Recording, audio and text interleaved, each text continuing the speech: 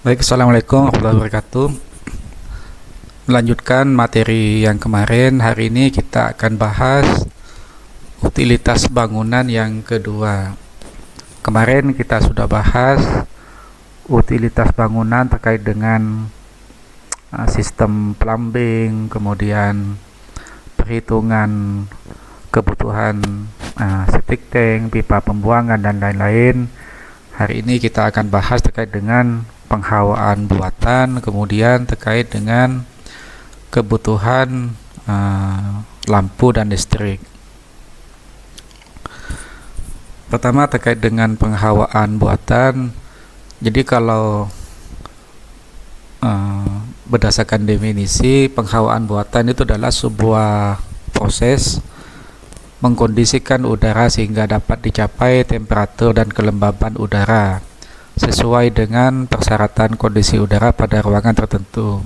Jadi kita hidup di daerah dengan iklim yang tropis. Kalau kita lihat suhu tubuh kita itu merasa nyaman dengan kondisi 26 derajat. Cuman cuaca di daerah kita kadang cenderung panas, makanya kita butuh yang namanya sistem penghawaan buatan sehingga tubuh merasa nyaman. Jadi kalau berdasarkan definisi seperti ini, definisi penghawaan udara. Contoh penghawaan udara buatan yang paling umum dan biasa kita kenal adalah AC. Jadi fungsi penghawaan buatan itu adalah tentu untuk kenyamanan. Yang kedua terkait dengan industri. Jadi banyak sekali industri, utamanya sekarang ada industri frozen food dan lain-lain. Itu tentu butuh penghawaan buatan di ruangan tertentu sehingga penyimpanan barang tersebut bisa terjaga. Seperti halnya pabrik es, terus makanan dan lain-lain. Itu tentu butuh yang namanya sistem penghawaan buatan sehingga makanan atau barang-barang yang ada di gudang atau penyimpanan tersebut bisa terjaga. Kemudian apa alasan kita memerlukan penghawaan buatan tersebut? Jadi pertama itu metabolisme tubuh kita itu menghasilkan panas. Artinya ketika kita naik turun tangga biasanya kan mengeluarkan keringat, itu karena ada metabolisme tubuh. Kemudian sebagaimana kita tahu, iklim di Indonesia termasuk dengan iklim tropis dengan suhu 29 sampai 31 derajat itu rata-rata. Kemudian kelembapannya itu 75 sampai 80%. Ini secara rata-rata. Sementara kondisi nyaman tubuh kita itu antara 26 sampai 27 derajat. Kemudian kelembapan yang aman dan nyaman untuk tubuh kita itu berkisar antara 50 sampai 55%. Makanya itu salah satu alasan utama kenapa kita butuh yang namanya penghawaan buatan. Kemudian yang keempat, ini untuk memfilter debu, polusi, dan lain-lain. Yang kelima tentu saja terkait dengan etika berpakaian. Jadi kalau kita ada di ruangan tertentu, kadang merasa gerah, tentu mungkin kita tidak nyaman itu. Nah, kalau kita lihat prinsip AC itu, yang pertama itu kerja bahan pendingin. Yang kedua itu adalah kerja aliran udara, sementara yang ketiga adalah kerja alat-alat listrik. Jadi prinsip AC itu ada 3 seperti ini. Ada pendinginnya, kemudian aliran udara, dan yang terakhir adalah alat-alat listriknya. Kalau kita lihat kerja bahan pendingin itu dimulai dari kompresor. Ini biasanya ada di bagian outdoor, yang merupakan komponen yang paling utama untuk terjadinya pendinginan. bahan pendinginan gas dengan suhu dan tekanan rendah kemudian dihisap oleh kompresor sehingga menjadi bahan pendingin gas dengan suhu dan tekanan yang tinggi, keluar melalui saluran tekan dan masuk ke dalam kondensor bagian atas. Nah, ketika di kondensor, bahan pendingin mengalami kondensasi, yaitu perubahan wujud dari gas menjadi cair. Nah, ketika di filter, bahan pendingin ini disaring, baik kadar air dan kotorannya supaya tidak mengganggu sirkulasi bahan pendingin di sistem. Nah, bahan pendingin masuk ke dalam evaporator yang mana masuknya bahan pendingin diatur oleh pipa.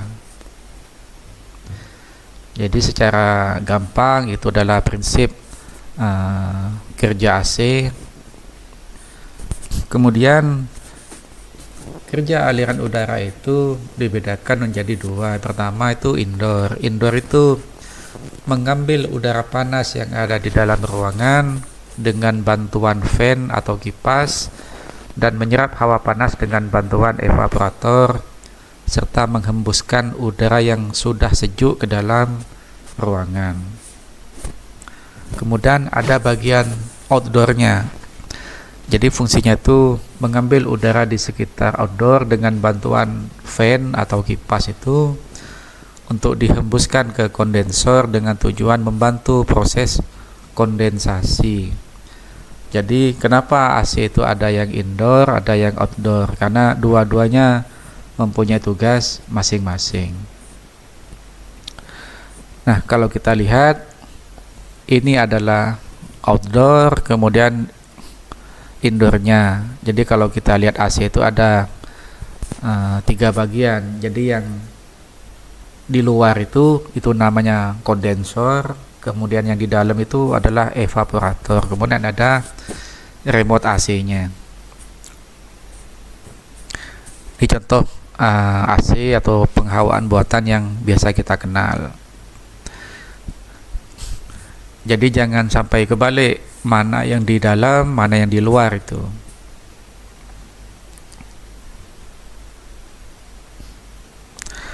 Kemudian jenis-jenis AC.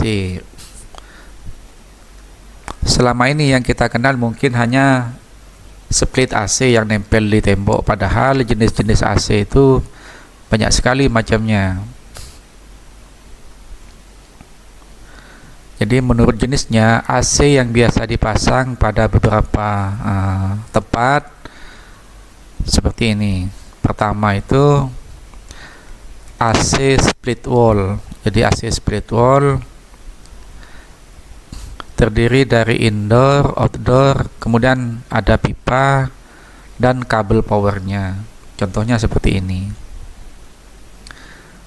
Jadi ini adalah AC split wall. Kemudian yang kedua AC kaset. Biasanya ini ada di plafon. Ukurannya antara 1,5 PK sampai dengan 6 PK. Nah, seperti ini contohnya. Biasanya ini nempel di plafon. Jadi pemasangannya memang butuh keahlian khusus. Biasanya di bank, di mall ada AC seperti ini.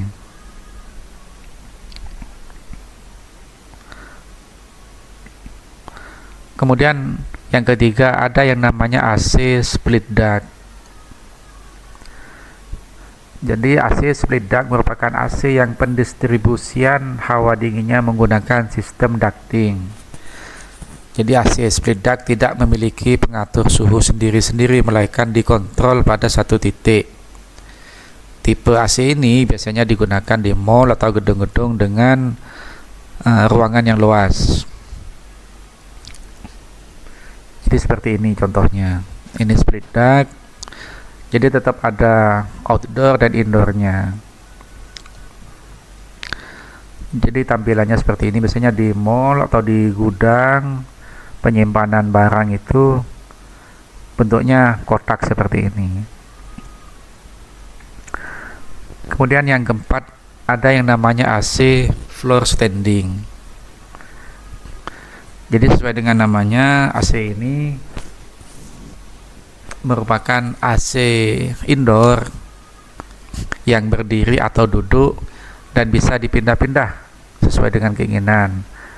AC ini biasanya memiliki daya 3-5 PK. Jadi kebanyakan dipakai untuk acara-acara indoor yang memerlukan unit pendingin secara mendesak. Jadi contohnya seperti ini. Jadi tampilannya kadang sama seperti kulkas itu.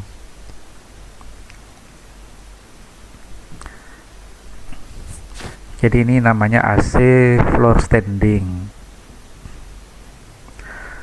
Kemudian jenis yang kelima ada AC VRV. Jadi AC VRV ini sama seperti split wall dan split duct, cuman bedanya satu outdoor memiliki banyak indoor. Nah, seperti ini. Jadi outdoornya satu, cuman indoornya banyak. Dan indoornya pun tidak hanya satu tipe, bisa split wall, bisa split duct, bisa AC kaset. Jadi VRV itu memang untuk efisiensi. Kalau yang selama ini kita tahu split wall itu satu indoor, maka outdoornya juga satu. Bayangkan kalau kita ada di apartemen, kemudian di mall dengan banyak ruangan, tidak mungkin semua indoor itu harus punya outdoor satu-satu. Makanya dipakai AC VRV. Jadi AC VRV ini gampangnya disebut AC paralel. Jadi satu outdoor itu bisa dipakai untuk banyak indoor. Jadi seperti ini sistem kerjanya.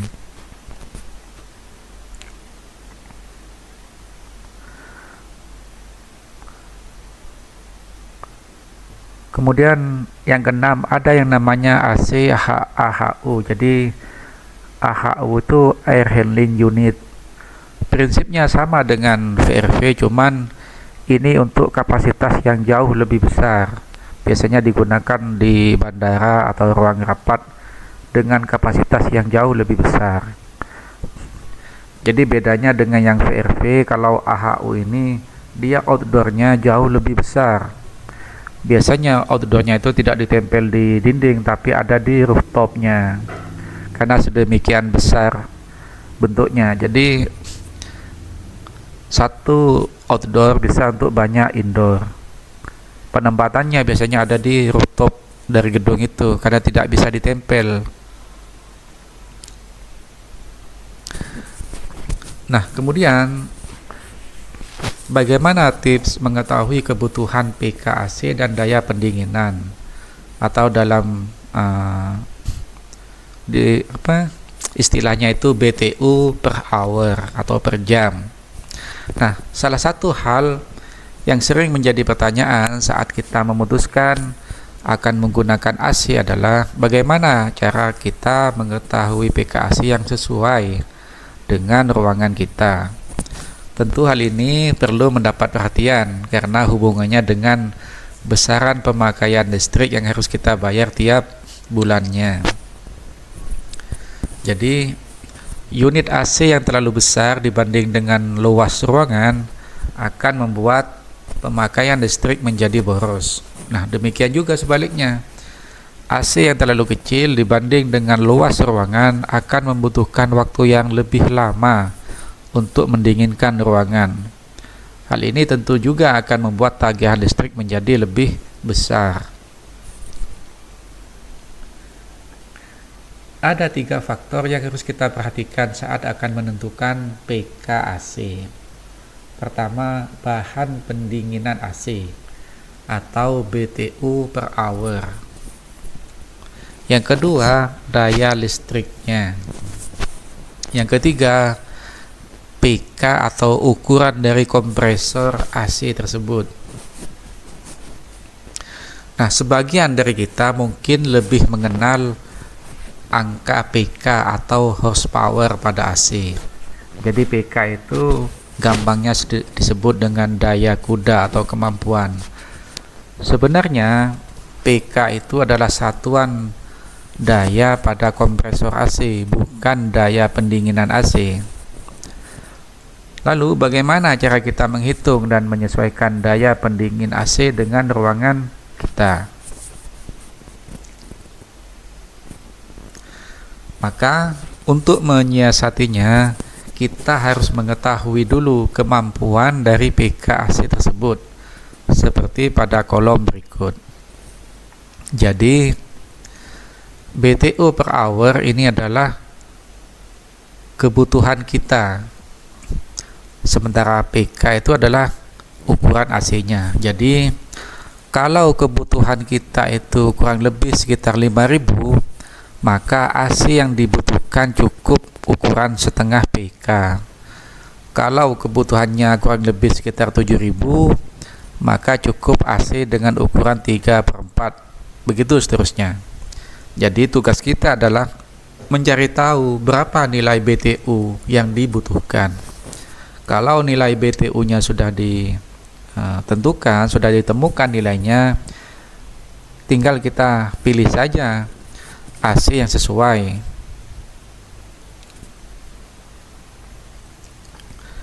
Jadi bagaimana cara kita menghitung atau menentukan kebutuhan AC? Ada rumus sebagai berikut. Jadi L dikali W dikali H dikali I dikali E dibagi 60, itu sama dengan kebutuhan atau BTU per hour. L itu panjang ruangan, satuannya feet, jadi bukan satuan meter, satuannya feet. Kemudian W itu adalah lebar ruangannya, H itu tinggi ruangan, I itu konstanta, artinya nilainya 10 jika ruangan tersebut berinsulasi atau berada di lantai bawah atau berhimpit dengan ruangan lain. Jadi jika ruangannya itu berhimpit dengan ruangan lain atau ada di lantai bawah, maka nilai I-nya adalah 10. Kemudian jika ruangan itu tidak berinsulasi, tidak berhimpit dengan ruangan lain, sirkulasi udaranya bagus, maka nilai I-nya adalah 18.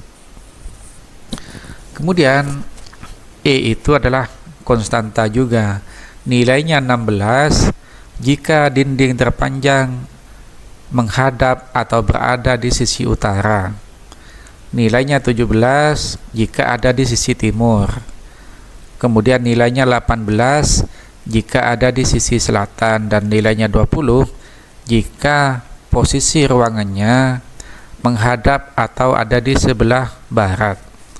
Jadi kita harus tahu dulu kondisi dan lokasi ruangan yang akan dipasang AC seperti apa. Jadi rumusnya adalah L dikali W dikali H dikali I dikali E dibagi 60. Tinggal kita masukkan nanti. Yang harus diperhatikan, satuan yang digunakan adalah feet. Jadi 1 meter itu sama dengan 3,28 feet atau kaki. Jadi sekali lagi, kalau kita menghitung kebutuhan AC atau istilahnya BTU per hour, itu menghitung atau mencatat dimensi ruangannya itu tidak dalam satuan meter, tapi dalam satuan feet. Jadi 1 meter itu sama dengan 3,28 feet. Contoh, sebuah ruangan berukuran 5 kali 5 meter, maka 5 dikali 3,28 sama dengan 16. Jadi ukuran ruangannya itu 16 kali 16. Kemudian tinggi ruangannya 3 meter atau sama dengan 10 kaki. Terus posisi ruangannya berinsulasi atau berhimpit dengan ruangan lain, maka nilai I-nya adalah 10. Kemudian dinding yang paling panjang di ruangan itu berada atau di posisi sebelah timur, maka nilainya adalah 17. Jadi kebutuhan atau BTU per hour tinggal kita masukkan L dikali W dikali H dikali I dikali E dibagi 60. Jadi tinggal dimasukkan angkanya 16 kali 16 dikali 10, kemudian dikali 10, terus dikali 17, kemudian dibagi 60. Maka ketemu 7253 BTU. Kalau kita lihat tabel yang sebelumnya, kalau kebutuhannya sekitar 7000, maka cukup AC dengan ukuran 3/4 PK. Jadi contoh perhitungannya seperti ini. Seperti dijelaskan pada slide sebelumnya, kalau ukuran AC lebih besar atau jauh lebih besar dari luas ruangannya, maka akan membuat boros penggunaan listrik. Begitu juga sebaliknya, kalau ukuran AC-nya jauh lebih kecil dari yang dibutuhkan, maka AC akan bekerja lebih keras. Ujung-ujungnya tagihan listriknya juga akan membengkak. Jadi kalau hasil perhitungannya kurang lebih 7000, maka cukup digunakan AC 3/4 PK. Jadi itu salah satu contoh bagaimana caranya kita menghitung kebutuhan PKAC, sehingga ketika kita ada rencana ingin menggunakan AC, maka caranya seperti itu. Kemudian lanjut kita terkait dengan instalasi listrik. Jadi untuk pemasangan suatu instalasi listrik terlebih dahulu harus kita buat gambar-gambar jana berdasarkan denah bangunan. Jadi gambarnya itu harus jelas, mudah dibaca dan dimengerti oleh pelaksana di lapangan. Contohnya seperti ini. Jadi posisi lampu di mana, skakel, stop kontak harus jelas posisinya, sehingga yang bekerja di lapangan tidak bingung itu. Kemudian ini adalah diagram instalasi listriknya. Ini beberapa contoh notasi.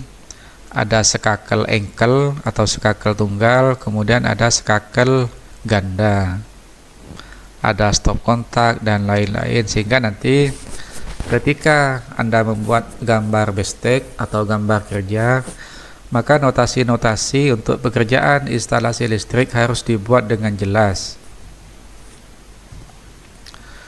Kemudian ini beberapa contoh alat instalasi listrik yang biasa dipakai.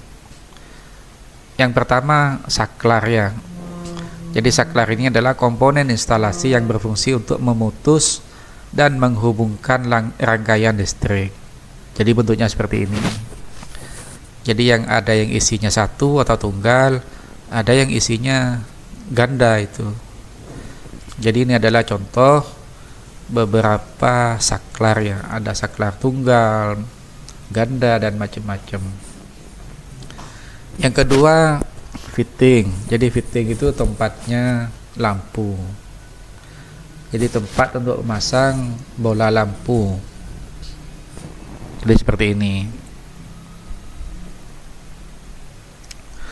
Terus ada yang namanya kabel. Jadi kabel listrik itu merupakan komponen listrik yang berfungsi untuk menghantarkan energi listrik ke sumber-sumber beban listrik atau alat-alat. Cuman yang perlu kita ketahui, ada beberapa jenis kabel yang ada di pasaran.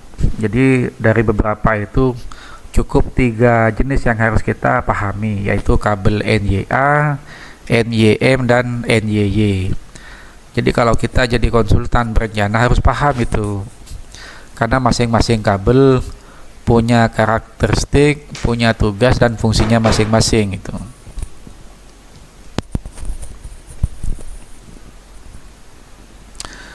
Nah, pertama kabel NYA. Biasanya kabel ini digunakan untuk instalasi rumah dengan sistem tenaga. atau instalasi rumah, biasanya kabel NYA ini ukurannya 1,5 sampai 2,5 mili. Isinya satu, jadi berinti tunggal, berlapis bahan isolasi PVC. Jadi kalau kabel isinya satu, isinya tunggal, itu kabel NYA namanya. Jadi warnanya macam-macam, ada yang biru, kuning, hitam, ada yang merah.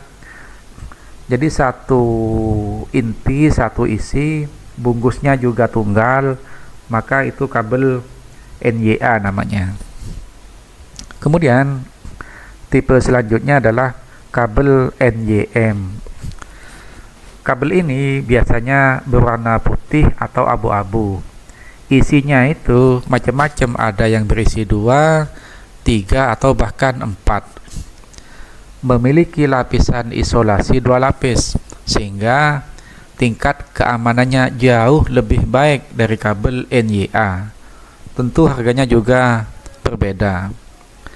Biasanya kabel ini dapat dipergunakan di lingkungan yang kering atau basah, namun tidak boleh ditanam. Untuk ketahanan kabel ini tentu lebih tahan daripada kabel NYA sebelumnya, karena terlapisi oleh 3 isolator. Jadi contohnya seperti ini, ada yang isinya 2, ada yang 3 atau bahkan 4. Jadi masing-masing ada isolatornya, ada pengamannya, jadi lebih aman daripada kabel NYA. Kemudian tipe selanjutnya adalah kabel NYY. Jadi kabel ini memiliki lapisan isolasi, biasanya berwarna hitam. Ada yang berisi 2, 3 atau 4 atau bahkan lebih. Kabel ini biasanya digunakan untuk instalasi yang tertanam atau kabel di dalam tanah itu. Jadi dia memiliki lapisan isolasi yang lebih kuat daripada kabel NYM. Dan harganya jauh lebih mahal. Jadi kalau lapisannya berwarna hitam seperti ini, maka dia kabel NYY. Dan kabel kalau bungkusnya hitam, dia bisa ditanam di tanah. Tapi kalau yang warna putih atau abu-abu, dia kabel NYM, dia tidak boleh tertanam di dalam tanah. Jadi itu beberapa jenis kabel. Jadi di kabel itu biasanya ada notasi atau penjelasan. Contoh, yang paling atas NYY 4x4, berarti ukuran kawatnya 4, isinya 4. Kalau yang tengah NYY 3x4, isinya 3 kabel, ukuran kawatnya 4 mili. Sementara yang bawah NYY 2x4, isinya 2, ukuran kawatnya 4. Jadi sekali lagi, kalau bungkusnya ini hitam, berarti itu NYY, boleh ditanam di tanah. Tapi kalau bungkusnya itu warnanya abu-abu atau putih, berarti itu NYM dan tidak boleh ditanam di tanah. Jadi kalau ada notasi seperti ini, 1x1,5 NYA, maka huruf pertama itu adalah jumlah atau isinya. Huruf kedua menunjukkan ukuran kawatnya. Sementara yang ketiga itu menunjukkan jenis kabelnya. Jadi jangan sampai salah membeli ketika nanti ada di toko bangunan. Kalau untuk lampu pakai kabel NYA boleh 1,5. Tapi kalau untuk alat-alat elektronik jangan pakai NYA, karena itu nanti kebakar, tidak kuat itu. Jadi usahakan instalasi untuk lampu dengan instalasi untuk alat-alat elektronik itu harusnya terpisah. Kemudian yang keempat, lampu. Jadi lampu sebagaimana kita tahu adalah fungsinya untuk penerangan ya. Jadi banyak macam-macam lampu itu, ada yang TL, ada yang downlight, ada yang LED, sekarang macam-macam. Yang kelima, instalasi listrik itu ada yang namanya MCB, jadi miniatur circuit breaker. Jadi MCB ini berfungsi untuk memutus aliran daya listrik secara otomatis jika daya yang dihantarkan melebihi nilai batasnya. Jadi bentuknya seperti ini. Jadi kalau pemakaian listrik di ruangan atau rumah tersebut sudah melebihi kapasitasnya, maka otomatis akan mati. Kalau kita tahu sambungan listrik di rumah-rumah itu paling kecil itu 450. Kemudian ada yang 900. Ada lagi yang 1300, macam-macam. Makanya nanti di akhir kita akan menghitung seberapa besar kebutuhan daya listrik di rumah kita, sehingga itu akan menentukan berapa daya listrik yang akan kita pasang dan sampaikan ke PLN itu. Sehingga jangan sampai MCB itu di rumah kita sering mati karena pemakaiannya melebihi arus yang dipesan atau yang dipasang itu. Yang keenam, stop kontak. Jadi kita tahu bentuknya, cuman istilahnya tidak paham. Jadi stop kontak seperti ini ya. Jadi ada macam-macam stop kontak itu, tipe A, tipe B, tipe C, macam-macam. Yang kita tahu mungkin yang tipe C yang umumnya. Padahal stop kontak banyak tipenya dan macamnya itu. Jadi seperti ini. Kemudian ada yang namanya steker atau colokan. Jadi seperti ini. Kemudian yang keenam, instalasi listrik ada yang namanya dimmer. Dimmer itu alat untuk mengatur lux suatu lampu. Jadi untuk mengatur lampunya mau redup atau mau terang seperti itu.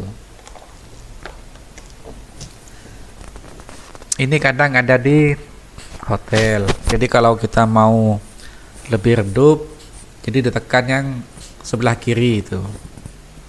Tapi kalau kita mau lebih terang, nanti ditekan yang sebelah kanan. Ini namanya dimmer ya.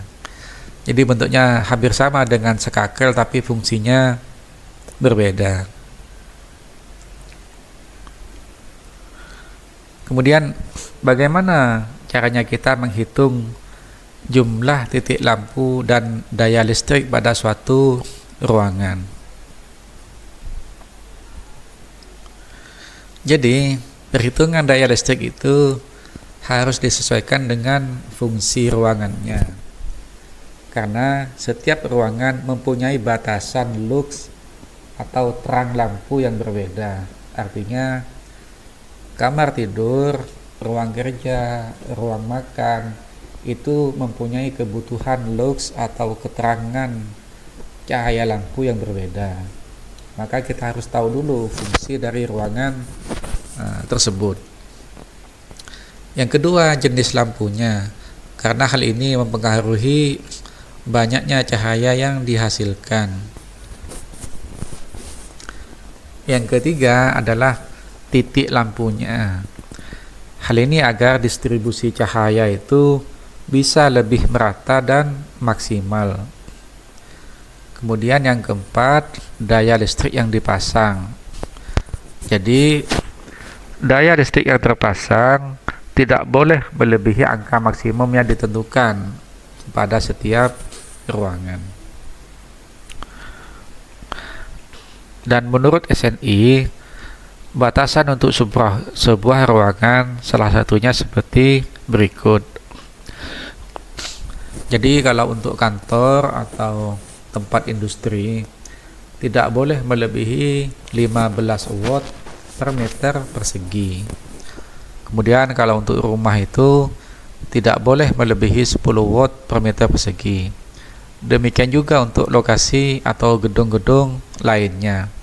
Artinya ini adalah batasan yang diberikan oleh pemerintah melalui SNI terkait dengan kebutuhan lux atau tingkat pencahayaan suatu ruangan. Jadi ada batasan, tidak boleh kita ngasal merencanakan itu. Apalagi nanti kalau gedung yang kita rencanakan adalah menggunakan dana pemerintah.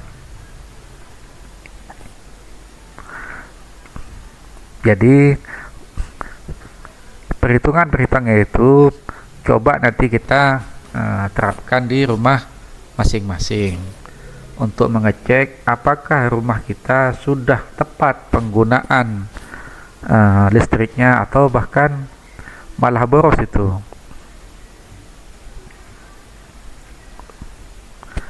Nah, contoh perhitungan suatu ruangan itu sebuah rumah makan dengan ukuran 5x4 menggunakan lampu 15 watt sebanyak 3 buah. Kondisi seperti ini apakah memenuhi syarat? Tinggal kita hitung itu. Luas ruangan 5x4 sama dengan 20 meter persegi. Kemudian daya lampunya 3 buah dikali 15 watt sama dengan 45 watt totalnya. Maka daya sama dengan luas ruangan atau sama dengan 45 dibagi 20 sama dengan 2,25 watt per meter persegi. Artinya ini memenuhi syarat karena tidak melebihi 10 watt per meter persegi seperti yang disyaratkan.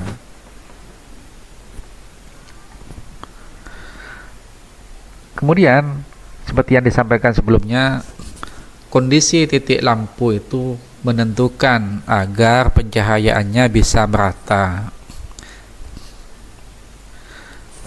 Jadi ketinggian plafon dan bidang gereja dari lantai itu harus diperhatikan. Misalnya tinggi plafon 3 meter dan bidang gereja 80 cm ketinggian meja gereja. Maka yang dimaksud dengan bidang gereja adalah area yang paling banyak digunakan untuk berkegiatan. Nah, di ruang gereja misalnya, kegiatan menulis dan membaca di atas meja adalah yang paling sering dilakukan.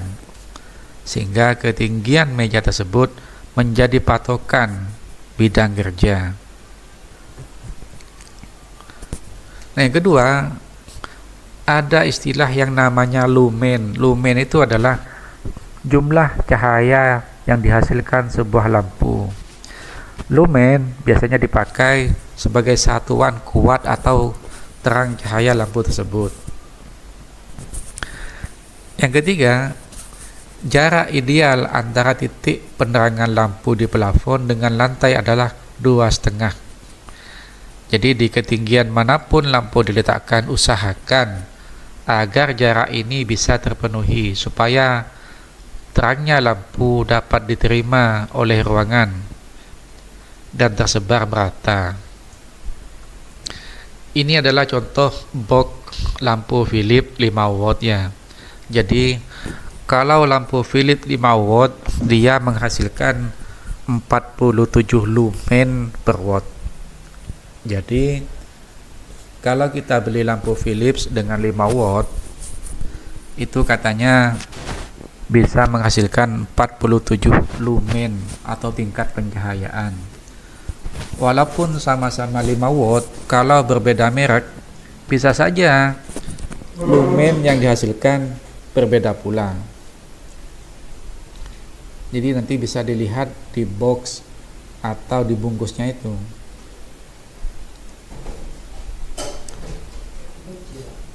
Selanjutnya, bagaimana cara kita menghitung kebutuhan jumlah lampu dan daya listrik?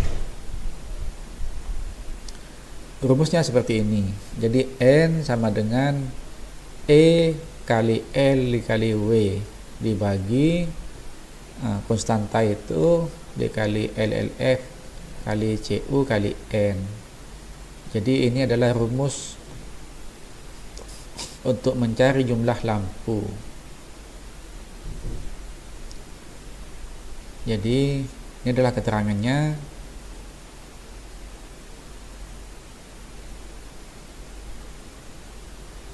Jadi N itu jumlah titik lampunya, kemudian E itu kuat penerangan atau target kuat penerangan yang akan dicapai atau luxnya.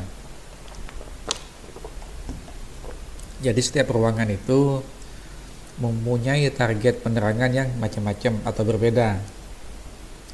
Kemudian ada panjang, lebar, kemudian total lumen dari lampu itu. Kemudian LLF itu light loss factor atau faktor cahaya rugi. Bisa ditulis nanti 0,7 sampai 0,8 itu. Kemudian CU itu adalah faktor pemanfaatan. Faktor pemanfaatan itu yang namanya lampu kan tidak kita gunakan 24 jam non-stop tanpa mati sama sekali. Yang kita gunakan paling dari sore sampai pagi. Jadi tinggal dihitung itu penggunaannya kira-kira 50% sampai 65%. Jadi 100%-nya itu 24 jam. Nah, dari 24 jam lampu itu kira-kira dihidupkan berapa lama? Kalau dari sore sampai dengan pagi maka berkisar 50 sampai 65%. Karena dari pagi sampai sore kan lampunya tidak hidup kecuali pada ruangan tertentu. Sementara N kecil itu adalah jumlah lampu dalam satu titik. Nah, lux atau target penerangan pada sebuah ruangan atau tempat bermacam-macam. Contohnya seperti ini. Kalau perkantoran itu 200 sampai 500 lux. Kemudian untuk apartemen atau rumah itu 100 sampai 250 lux. Ruang tamu 50 sampai 100 itu. Ruang keluarga juga sama. Tempat baca 200 lux karena butuh lebih terang gitu. Tapi kalau ruang makan atau bahkan ruang tidur nih luxnya lebih kecil karena kita butuh cahaya yang lebih redup. Maka ini adalah contoh batasan-batasan lux atau target penerangan yang direncanakan. Contoh, hitung jumlah titik lampu yang akan dipasang pada rumah ukuran 7 kali 4 meter jika menggunakan jenis lampu Philips 18 watt. Tinggal kita masukkan. E itu 150. E itu adalah target penerangan.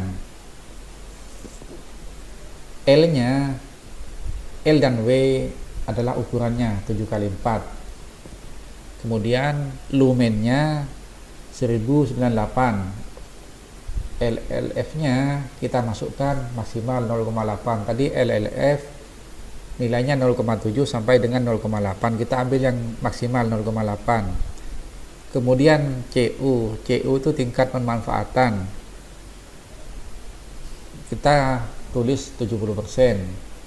Kemudian jumlah lampunya pada satu titik itu adalah 1. Kadang pada satu titik itu lampunya 2 atau bahkan lebih. Di sini jumlah lampunya pada satu titik kita hitung 1. Maka yang atas kita jumlah ketemu 4200. Yang bawah dijumlah semuanya ketemu 570,96. Jadi atas dan bawah dibagi ketemu 7,35 atau kita bulatkan menjadi 8 titik lampu. Jadi rumusnya sederhana seperti itu. Yang harus kita ketahui atau kita pahami adalah nilai E. Jadi E-nya itu adalah target penerangan. Jadi ruangannya apa itu? Apakah ruang baca, apakah ruang makan? Harus kita cek dulu. Kemudian masukkan dimensi ruangannya. Kemudian yang 1098 ini adalah nilai lumen. Jadi kita mau pakai lampu ukuran berapa, di bungkusnya itu biasanya ada lumennya. Kalau yang tadi Philips 5 watt lumennya 47. Tapi kalau 18 watt 1098. LLF loss factor kita taruh maksimal 0,8. Jadi CU itu tingkat penggunaannya saya taruh 0,7. Jadi ngitungnya sederhana seperti ini. Nah, menurut standar SNI, untuk penerangan rumah tidak boleh melebihi 10 watt per meter persegi. Tinggal kita cek jumlah titik lampunya 8 dikali 18. Luas ruangannya 7 kali 4. Ketemu 5,14 watt per meter persegi. Artinya ini masih masuk karena tidak melebihi 10 watt. Jadi dari perhitungan di atas kita mengetahui bahwa untuk ruangan 7 kali 4 meter yang dipasang lampu masih memenuhi.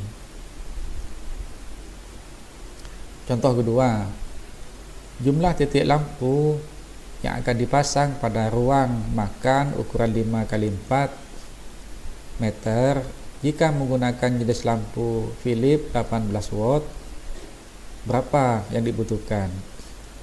Tinggal kita lihat, kalau ruang makan lux atau target penerangan yang dibutuhkan adalah 200 maksimal. Jadi antara 100 sampai 200 maksimalnya.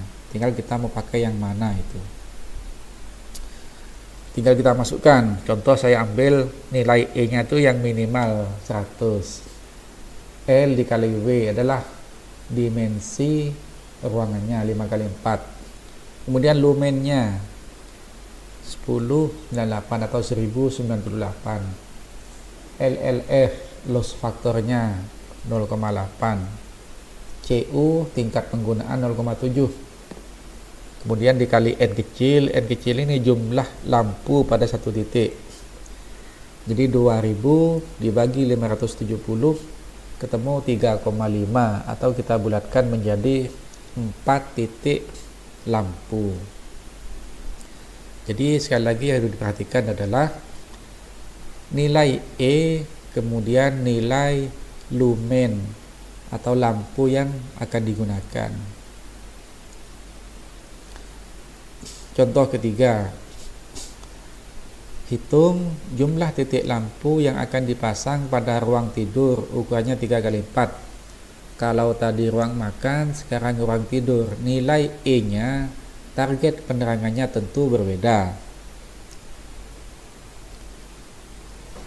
Jadi kalau ruang tidur itu antara 20 sampai 50. Jadi 50 nilai E-nya 3 kali 4 ukuran ruangannya 1098 adalah nilai lumen 0,8 0,7 kali 1. Maka kalau ruang tidur cukup digunakan satu titik lampu berdasarkan hitungan tersebut.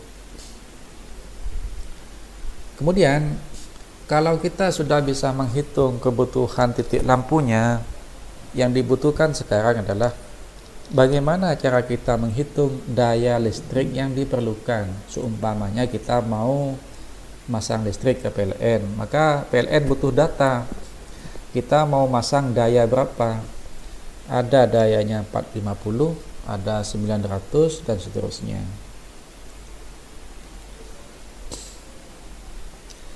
Ini adalah rumus daya listrik, di mana W itu adalah daya lampu, L per W itu lumen efisiensi lamp atau lumen per watt yang dapat dilihat pada box yang kita beli seperti yang saya tunjukkan tadi itu.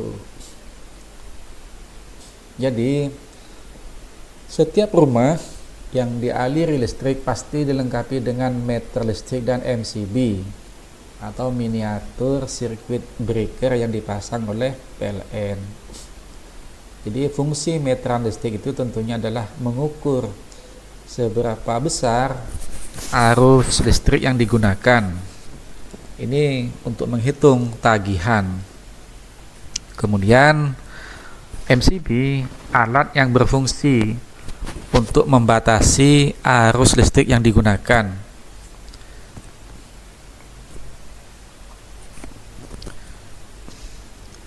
sebagai pengaman, MCB akan secara otomatis memutus aliran listrik jika penggunaan daya listrik melebihi batas yang ditentukan. PLN akan memasang kapasitas MCB sesuai dengan daya listrik yang diminta oleh pelanggan. Kita dapat melihatnya melalui tulisan ampere yang ada di MCB tersebut. Contohnya 2A, 4A, 6A, dan seterusnya. Maka untuk mengkonversi arus listrik tersebut ke daya listrik, kita perlu sedikit perhitungan berdasarkan rumus di bawah ini. Jadi rumus daya listrik itu adalah daya listrik sama dengan tegangan dikali arus, atau watt sama dengan volt dikali ampere. Jadi jika di MCB tertulis 10A, berapakah daya listrik yang diizinkan? Nah, pada umumnya tegangan listrik yang dihasilkan oleh PLN di Indonesia adalah 220 volt. Umumnya tegangan listrik. Maka watt sama dengan 220 volt dikali 10 ampere sama dengan 2200 watt atau 2200 volt ampere. Maka batas daya listrik yang diizinkan untuk 10A tidak boleh melebihi 2200 watt atau 2200 volt ampere. Nah, pertanyaan selanjutnya, berapakah daya listrik yang diperlukan oleh rumah atau gedung atau bangunan yang kita punya itu? Sebagai contoh, kita memiliki rumah atau gedung atau bangunan baru yang ingin melakukan pemasangan baru kepada PLN. Maka pertanyaannya sekali lagi, berapa daya listrik yang diperlukan? Pertama, kita harus menuliskan semua peralatan listrik yang ada atau diperlukan, karena untuk melihat atau mengetahui konsumsi daya listriknya. Biasanya pada setiap peralatan listrik atau alat elektronik pasti tertera berapa ukuran wattnya. Terdapat dua jenis penulisan pada label, di antaranya mencantumkan watt atau ampere. Jadi kita dapat menggunakan rumus daya listrik di atas, di mana watt sama dengan volt kali ampere, untuk menghitung konversi dari ampere ke watt. Maka kita harus mencatat semua alat elektronik yang digunakan di rumah.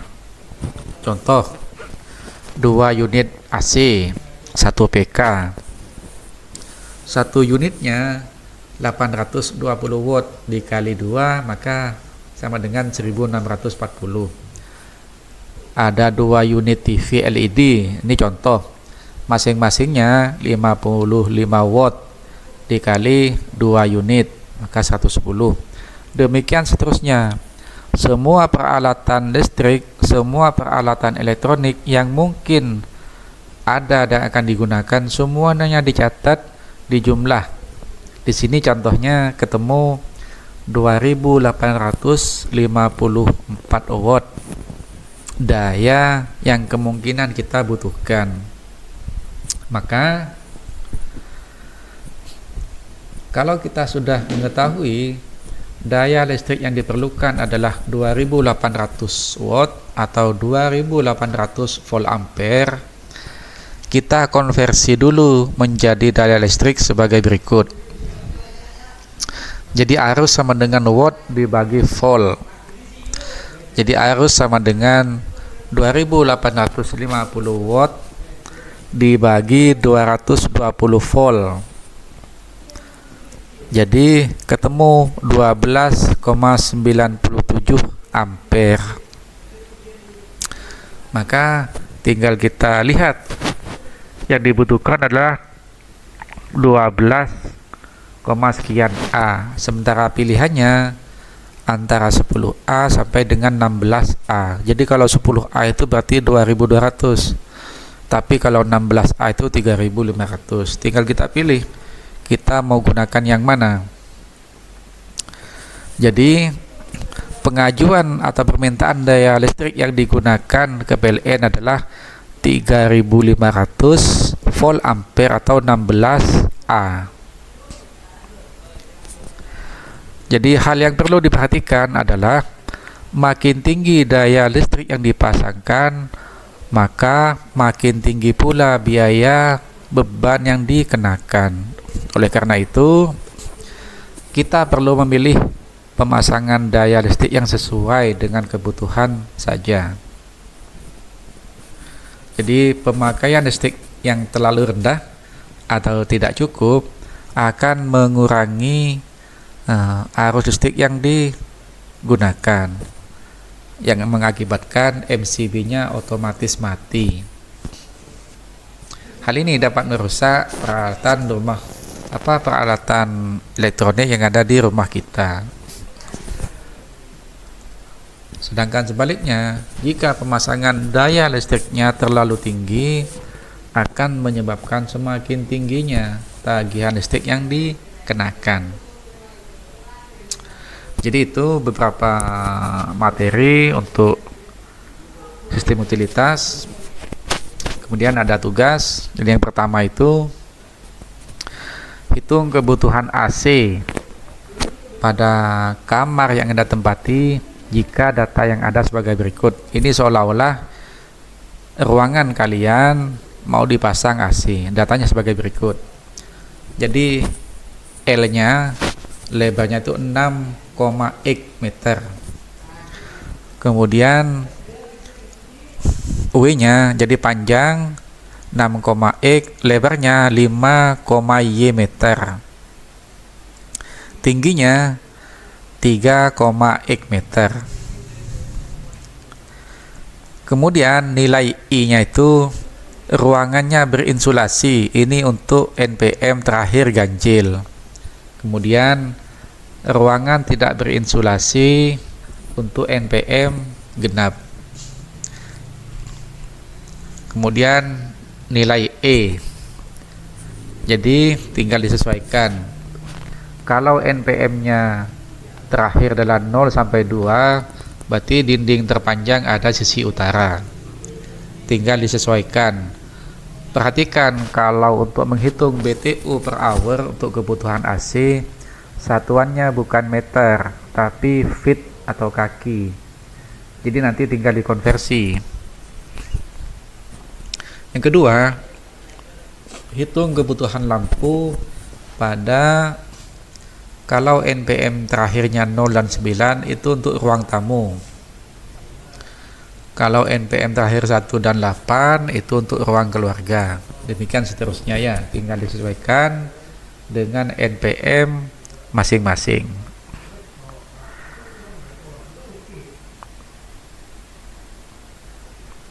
Kemudian datanya adalah sebagai berikut. L-nya itu 2x meter, W-nya 1y meter. Jadi panjang ruangannya itu 2x meter, lebarnya 1y meter. Lumennya 1098. Ini pakai lampu Philips 18 watt. LLF-nya 0,8, CU 0,7. Jadi tinggal disesuaikan dan cek NPM-nya masing-masing. Terus tugas ketiga, hitung daya listrik yang dibutuhkan jika data yang ada sebagai berikut. Pertama, 3 unit AC, masing-masing 8x0 watt. Tinggal dihitung totalnya berapa. Ini adalah alat-alat elektronik yang kita punya di rumah. Jadi pertanyaannya, berapa daya listrik yang dibutuhkan jika semua alat-alat elektronik ini kita ada atau kita punya di rumah? Jadi itu tugasnya. Jadi tugas ditulis pakai kertas A4, kemudian dikumpulkan ke fakultas maksimal pada hari Sabtu tanggal 19 Oktober. Demikian materi yang dapat saya sampaikan. Kurang lebihnya saya mohon maaf. Terima kasih.